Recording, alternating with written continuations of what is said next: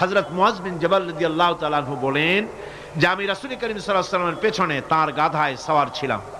তিনি আমাকে জিজ্ঞেস করলেন, মুআজ, তুমি কি জানো বান্দার উপরে আল্লাহর হক কি এবং আল্লাহর উপরে বান্দার হক কি? তিনি বললেন, আল্লাহু ওয়া রাসূলুহু আ'লামু, আল্লাহ এবং তার রাসূল খুব ভালো করে জানেন।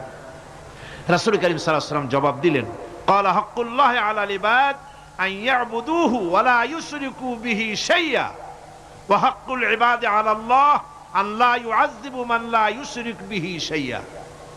আল্লাহর নবী বলেন,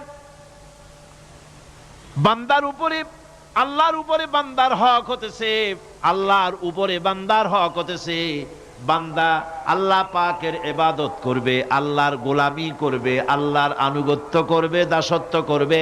সেই আনুগত্য ইবাদত আর গোলামির ভিতরে কাউকে শরীক স্থাপন করবে না।